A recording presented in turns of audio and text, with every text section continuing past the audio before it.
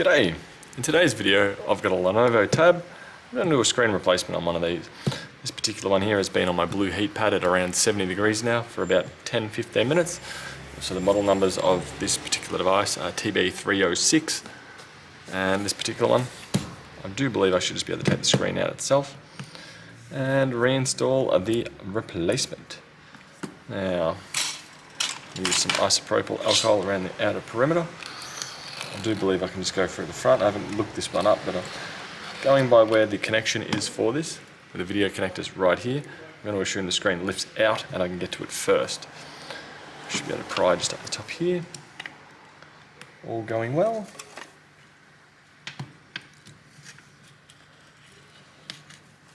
I'll continue along like so.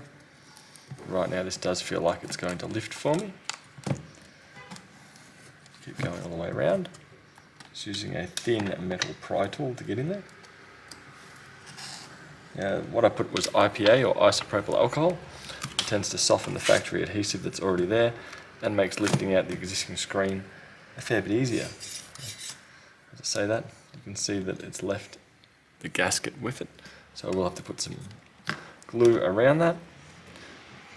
And then we'll have to move this from the old screen to the new screen.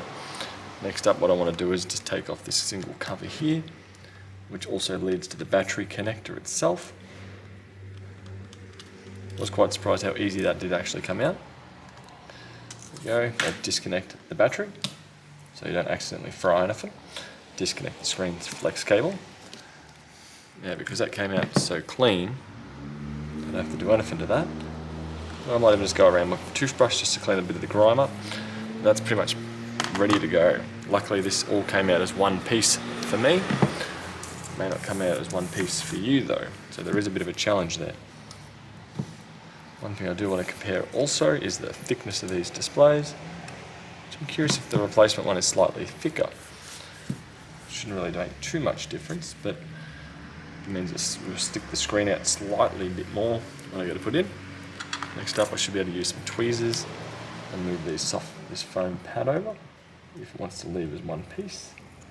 Hopefully the answer is yes to that. A little bit of adhesive there. Just eyeball it and move it onto the next one. This here just looks to be a little bit of shielding for the mainboard. Shouldn't be really necessary just because of the tolerances of it. But if we can get it off in one piece, move it onto the next one.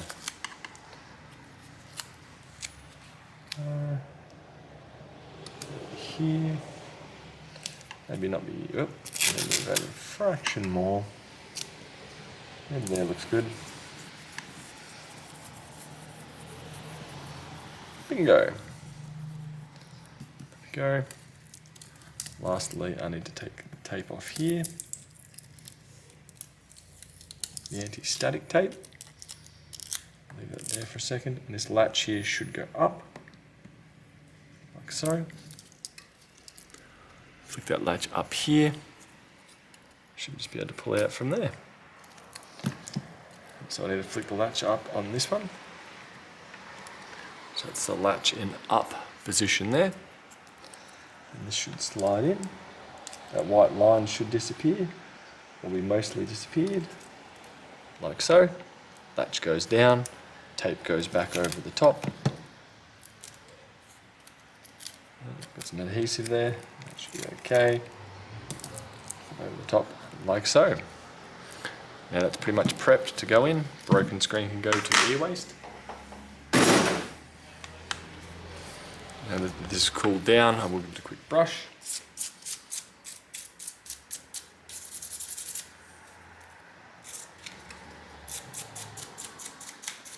A little bit of grime in there, mostly fine.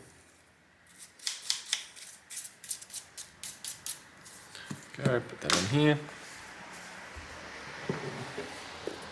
Now I'm going to put a thin bead of adhesive around the outer perimeter to replace the factory adhesive that just came off.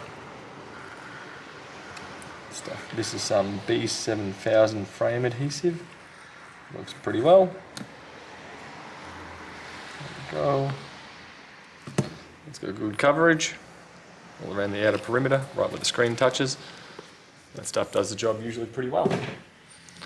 Next up from here, it's reconnect the screen, reconnect the battery, put the cover back on, and we're on the home stretch.